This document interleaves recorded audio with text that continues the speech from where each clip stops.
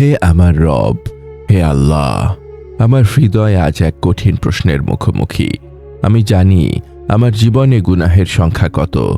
আমি সেই গুনাহের সাগর পাড়ি দিয়ে কোনো মতে আপনার ক্ষমার তীরে এসে দাঁড়িয়েছি।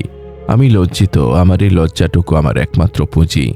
কিন্তু আমার মনে একটা ভয় আসে, হে আল্লাহ, যদি আপনি মুখ ফিরিয়ে নেন, যদি আপনার ক্ষমা আমার জন্য না থাকে, তখন আমি এই দুনিয়ায় আর কার কাছে যাব? কাকে আমি আমার গোপন পাপের কথাগুলো বলবো? কোন দরবারে আমার এই ভাঙা হৃদয়, এই নতজানু কপাল নিয়ে সচেতা করব? কোন মানুষের কাছে আমার এই জীবনের অস্থিরতা আর আমার এই রিক্ততার কথা জানাবো? হে আল্লাহ, পৃথিবীর সমস্ত দরজা আমার জন্য বন্ধ। সমস্ত মানুষ আমার দিক থেকে মুখ ফিরিয়ে নিলেও আমি জানি আপনি আমার থেকে মুখ ফেরাবেন না। আপনি যদি ক্ষমা না করেন, আমি আর কার দুয়ারে যাব? আমার একমাত্র আশ্রয়, আমার একমাত্র ঠিকানা, আমার একমাত্র ভরসা আপনি তো আছেন। হে আল মালিক, আপনি আমাকে আপনার রহমতের দুয়ার থেকে বিতাড়িত করবেন না। আসসালামু আলাইকুম ওয়া রাহমাতুল্লাহি ওয়া বারাকাতুহু।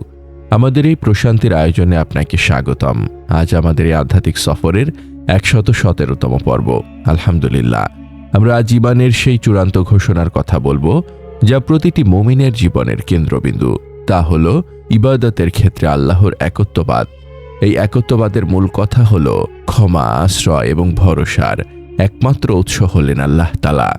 আপনি যদি আমাদের এই সফরের নতুন সঙ্গী হয়ে থাকেন, তবে আধ্যাত্মিক যাত্রায় আমাদের সঙ্গী হয়ে থাকতে পারেন। আমরা বিশ্বাস করি প্রতিটি কথা, প্রতিটি স্মরণ হৃদয়ের মরচে পড়া দাগগুলোকে মুছে ফেলতে সাহায্য করে। আপনি ঈমানী জীবনকে আরও সমৃদ্ধ করতে চান, আমাদের ব্লগে পড়ুন অনুপ্রেরণামূলক প্রবন্ধ, শুনুন হৃদয় ছোঁয়া অডিও এবং আপনার জীবনের প্রতিটি প্রশ্নের ইসলামিক সমাধান খুঁজে নিন। আজই ভিজিট করুন আমাদের ওয়েবসাইট www.umakonth.com। আজকের এই মোনাজাতটি সেই সব ভাই বোনদের জন্য যারা চূড়ান্তভাবে বুঝতে পেরেছেন দুনিয়ার সবকিছু নশ্বর, একমাত্র আল্লাহই চিরস্থায়ী। প্রথম অংশ, ইবাদতের চূড়ান্ত আত্মসমর্পণ। মুমিন যখন বলে আপনি তো আছেন, তখন সে কেবল ক্ষমা চায় না, সে নিজের জীবনকে আল্লাহর কাছে সম্পূর্ণ সঁপে দেয়। আশ্রয়হীনতার উপলব্ধি। একজন মুমিন যখন তার গুনাহের ভয়াবহতা উপলব্ধি করে, তখন সে জানে দুনিয়ার কোনো শক্তি তাকে আল্লাহর শাস্তি থেকে বাঁচাতে পারবে না।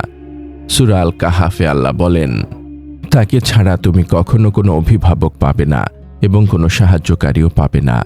সূরা আল কাহাফ আয়াত 26। এই আয়াতটি আমাদের এই প্রশ্নের উত্তর।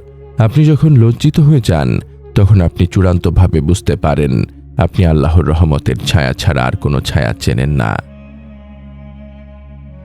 আল্লাহর নাম আল ওয়ালি। আল্লাহর নামসমূহের মধ্যে একটি হলো আল ওয়ালি, অভিভাবক, বন্ধু, সহায়তাকারী। আপনার এই ঘোষণা আপনি তো আছেন হলো আল ওয়ালি নামের স্বীকৃতি।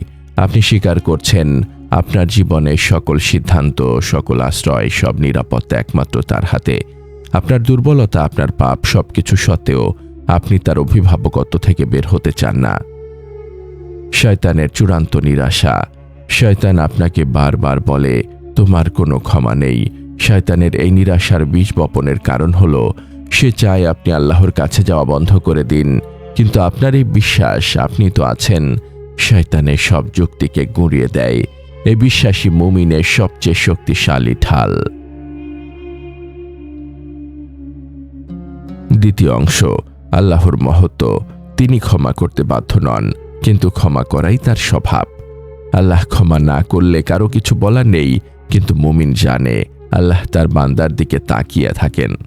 আল্লাহ তার বান্দার দিকে তাকিয়ে থাকেন।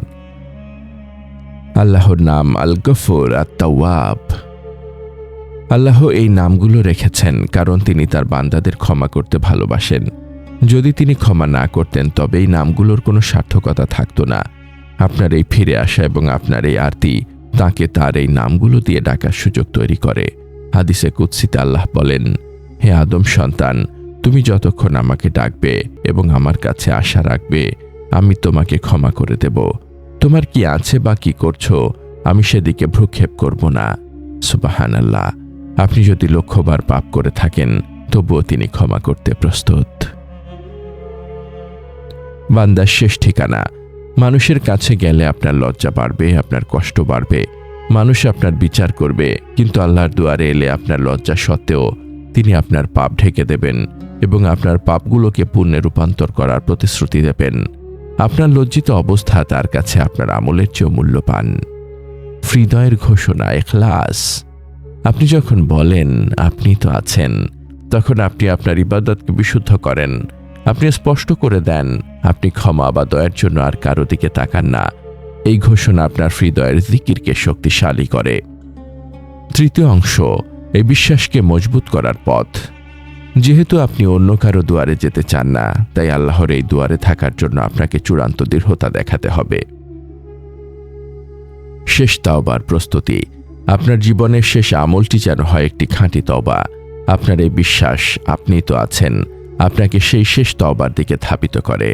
আপনি যেন মৃত্যুর মুহূর্তেও কোনো অস্থিরতা ছাড়াই দৃঢ়ভাবে বলতে পারেন, লা ইলাহা ইল্লাল্লাহ। সাজদার আধিক্য।